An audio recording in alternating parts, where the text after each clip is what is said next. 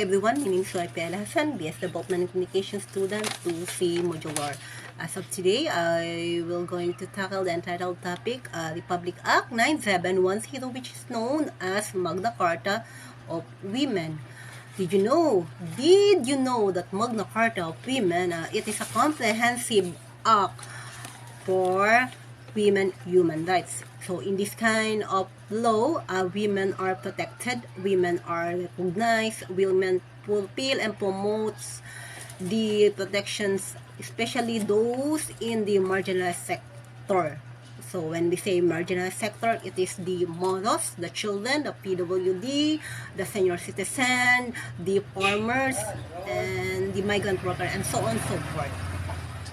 Okay, so the human rights of women in the Philippines are protected by the Constitution of the Philippines to make sure that women in the Philippines are able to enjoy peacefully with dignity and safe from any forms of discrimination and any forms of violence against them. Okay. So, ang Republic Act 9710, isa siyang karapatan ng mga kababayan na naglalayong magkaroon ng pribilehiyo ang mga kababayan at pantay, patas na karapatan. Kung saan ang mga kababayan ay hindi lamang sila basta-basta nababayas or na didiscriminate ang kanilang karapatan or lalo't-lalo na nagkakaroon ng stereotyping sa kanila. Ang Magna Carta of Women, binibigyan ng pribilehiyo ang mga kababayang makapag-aral, lalo't-lalo na yung mga kabataan na makapag-aral sila, makasali sila sa mga sport, magkaroon sila ng scholarship, or so and so forth. So, in the Magna Carta of Women or Republic Act 9710 conveys a framework of right for women. So, it established the Philippine government a legal obligation to protect and promote the welfare of Filipino women. So, thank you sa nagpatupad ng batas na to na si Miss former Senator Jambi Madrigal. Sabi niya, it is a victory for a women na still nagpa-fight na magkaroon ng karapatan ng mga kababayan at pantaya, patas na pagtingin para sa kanila. Na hindi porket babae sila, ay wala na silang karapatan, hindi porket babae ka, ay babae ka lang, kung hindi dahil sa batas na to, na nagkakaroon ng pag-asa ang mga kababayan na malinang pa ang kanilang kakayahan, at lalo't-lalo na paprotektahan sila against a violation, lalo na kung napapansin nyo yung mga mag-asawa, diba? Yung mga babae, kawawa sila kasi nabubugbog sila ng mga asawa nila. Dahil doon, nasakop sila ng batas na ito na magkaroon sila ng protection laban sa mapangahas or violenteng asawa. O, di ba? Dahil sa batas na to, na nagkakaroon sila ng pag-asa na malabanan nila yung mga violence na nasan nila sa mga partner nila na alam mong sadista, parang ganon. So, ang mga kababayan naman dito, lalo lang yung mga bata, is nagkakaroon sila ng chance na makapag-aral, mabigyan ng scholarship, makasali sa mga sport. Tingnan mo yung si Heidelin Diaz, di ba? Isa siyang gold medalist kasi tinutulungan ng gobyerno ang mga kabataan na malinang ang kanilang kakayahan at magkaroon sila ng chance, di ba? So, dito sa Republic Act 9710 o Magna Carta of Women, parang nagiging armor siya ng mga kababaihan na hindi basta-basta ma-discriminate sila or kaya matapakan ang kanilang dignidad as babae. Dahil dito na nagkakaroon sila ng protection, nagkakaroon sila ng welfare, pribilehiyo at ano paman. So, sa Constitution na ito, nilagdaan ito ni Pangulong former President Macapagal Arroyo noong August 14, 2009 at na-implement lamang siya noong September 15, 2009. So, thank you dahil nagkaroon tayo ng chance na hindi tayo basta-basta mayurakan. Oo nga, hindi tayo basta-basta matapakan. Kung hindi meron na tayong rights na protektahan at ipaglaban ang ating karapatan bilang isang babae. Okay, thank you. Hello everyone. Today, let's talk about the definition of terms of Republic Act 9710, or known as Magna Carta for women. So, in this act is refrained from discriminating against women and violating their rights. By the way, I am Fhaihaina from the STEBCOM 2C. So, let's start. Definition of terms. Before we tackle the thorough explanations of what is the content of Magna Carta of Women, we must first know some definition to fully grasp the paradigms and the scope of Magna Carta of Women. The Magna Carta of Women is a comprehensive women's human rights law. It seeks to eliminate discrimination through the recognition, protection, fulfillment, and promotion of the right of Filipino women, especially those in the marginalized sector. And the definition for the purposes of this act by the following terms show me. Women empowerment refers to the provision, availability, and accessibility of opportunities, services, and observance of human rights. Women empowerment, it is something and accepting women viewpoints and promoting women's sense of self-worth. Halimbawa na lamang ng pagkakaroon ng mga babae ng mga oportunidad na dati-rati ay nakalaan lamang sa mga kalalakihan. Kagaya ng pag-welding, pagbubuhat ng mga mabibigat, pagtatanim, pangisda at iba pa. Dito sa women empowerment, ito ay nagbibigay sa mga kababaihan na ang kababaihan ay hindi lamang babae lang. At sa Magna Carta of Women, ito ay binibigyan din ng karapatan at kalayaan ang mga babae upang gumawa ng hinahangal nila sa kanilang buhay at gumawa ng gusto nila sa kanilang buhay. Discrimination against women refers to any gender-based distinction, exclusion, or restriction which has their effect or purpose of impairing or nullifying the recognition, enjoyment, or exercise by women. As you can see in the picture na, nag-discriminate yung babae dahil sa katayuan o kondisyon nito. For example, yung ethnicity, age, status, o yung religion ko na nakapaloob sa ilalim ng batas. At nagiging sanhi sa mga kababaihan ang hindi pagkilala at hindi paggalang sa kalayaan o karapatan ng mga kababaihan. Marginalization refers to a condition where a whole category of people is excluded from useful and meaningful in participation in political, economic, social, and it is a particular group of people living in a particular society is that out of social order, like wala silang kalayaan o halaga. At dito sa marginalization, hindi binibigyan ng pansin ang karapatan ng mga tao o yung mga kababaihan. Marginalized refers to the basic disadvantaged or vulnerable persons or groups who are mostly living in poverty and have little or no access to land and other resources. Marginalized. It is a person that treated in a significant way or a forms of violence. Yun na yung they don't have any access to land and other resources such as healthcare, education, water sanitation, and livelihood opportunities. So, sa marginalized women, ito ang mga babae na mahihirap o nasa di panatag na kalagayan at sila ay may limitadong kakayahan na matamo ang pangangailangan at serbisyo.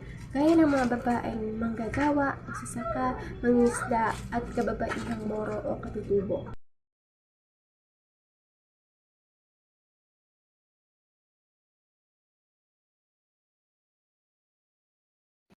So ayun na nga, when we say Magna Carta of Women, these are the rights for the women. So, meron tayong mga guidelines within the Magna Carta of Women or the law.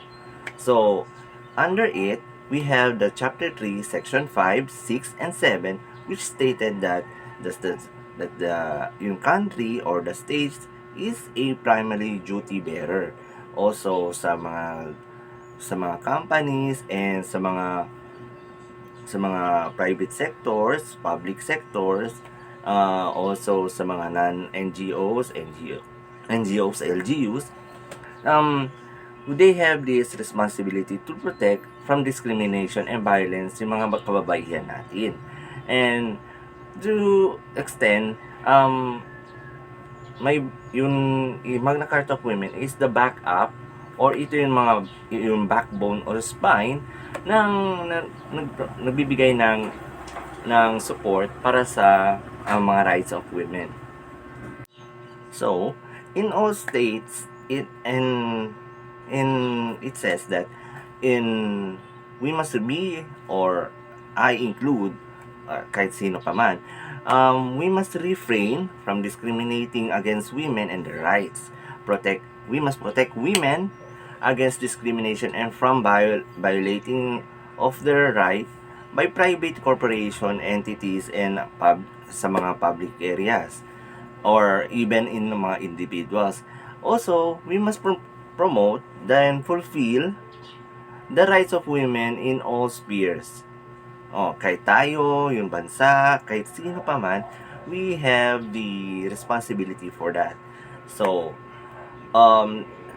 it also says that under sa chapter 3, 5, 6, 7, it also says that the state shall fulfill the duties through law, policy, instruments, and administrative guidelines and appropriate measures, including temporary special measures. So, meron tayong mga kaakibat na nakapataw na punishment for violating the rights of women. So, in terms of likewise, in chapter 4, section 8 and 9, it also tells that human rights of women, also the protection from violence. So, when we say protection from violence, nag-aakibat dito or nag-relate dito ang anti-Bawsi law. Anti-Bawsi, which tells that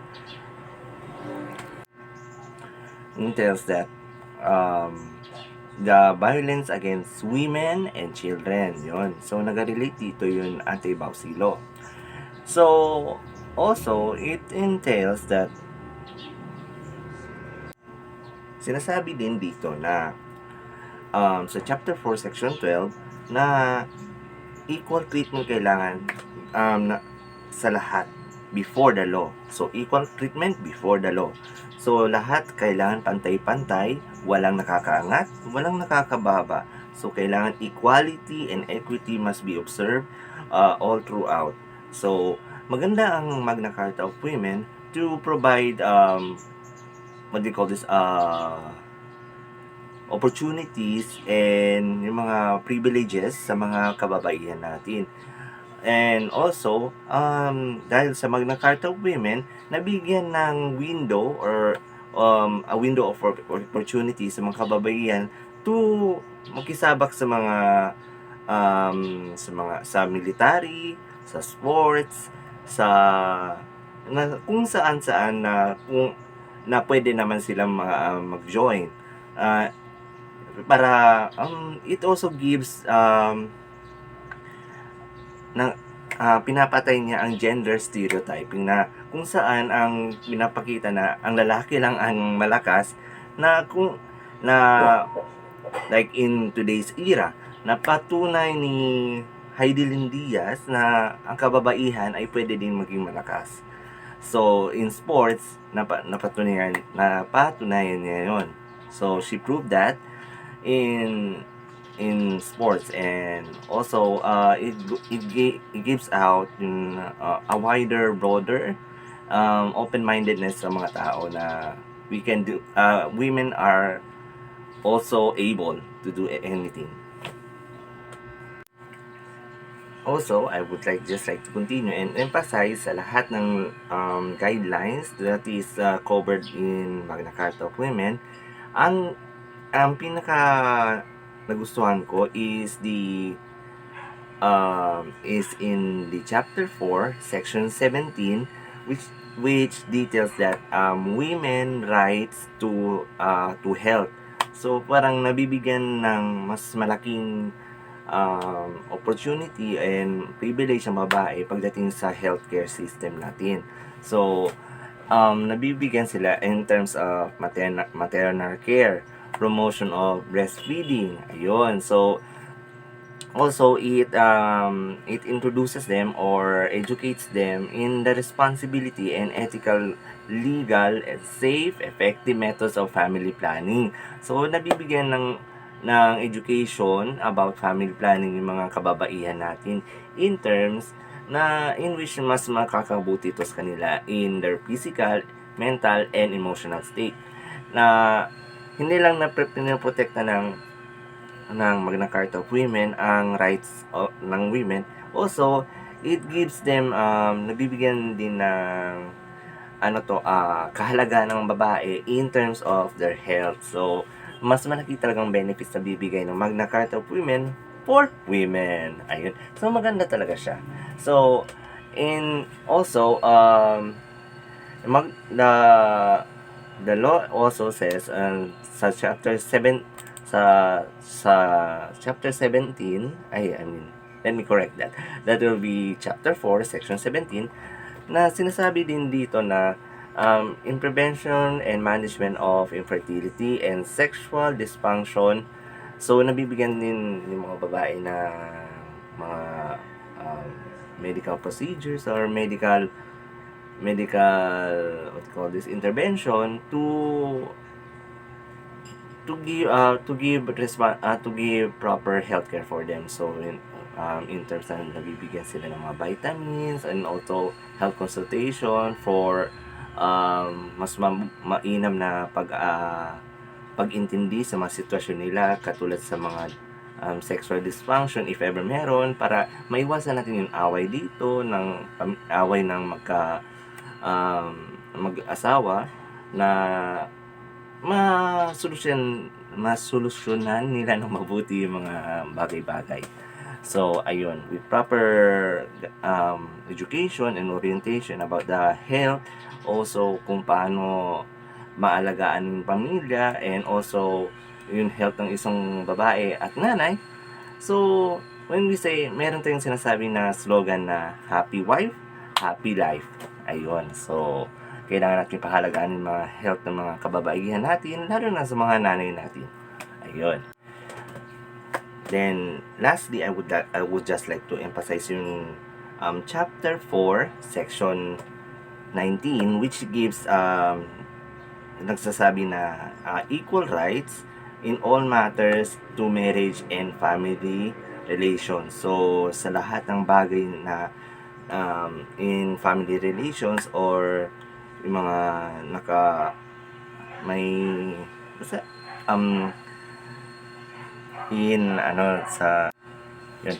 so in marriage, sa mga family topic, yung mga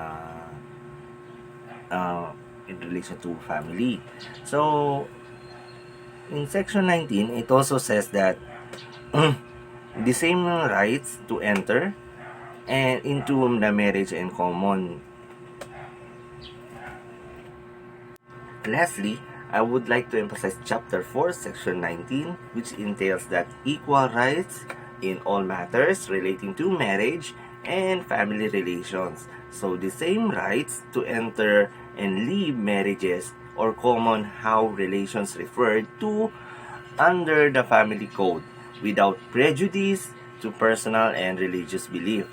So in the same also, that the same rights to choose freely a sponsor and to enter the marriage only with their free and full consent. So pag kahit sa marriage pala, kailangan pantay-pantay pa rin, wala nakakataas, wala nakakababa. So ang maganda talaga ang Magna Carta of Women, kasi nabibigyan talaga ng equal rights yung mga kababaihan in all aspect. And sana, and hopefully na nangyayari talaga to. Pero I hope na hindi man siya makita masyado na yun, or it is not evident enough in today, but hopefully in the near future na magkakaroon pa siya ng mas evident na, or visible na evident na proof na nangyayari talaga ang equality and equity for women. And I think for the government for having this law for the women, kasi it protects them in all aspects, especially lalo na tayo na we have our nanays, ayun. So yun,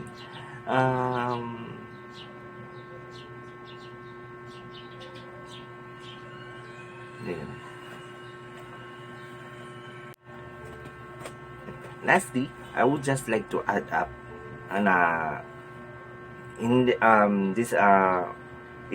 yung Magna Carta of Women, it gives more opportunities also sa mga brothers and sisters natin na nasa marginalized sectors, na kung saan nabibigyan sila ng halaga na in rights of health, rights of shelter, rights of food, the water, yung parang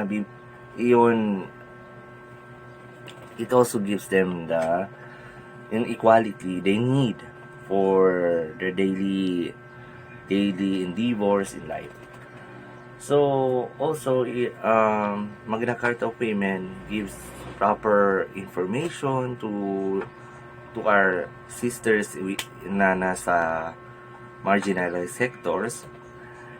Equal treatment shall be given sa mga babae, and benefits in agrarian reform programs. Ayun. So, sa lahat ng aspeto, maganda talaga ang Magna Carta of Women. So, parang siya, absolute law for women, para sa kababaihan.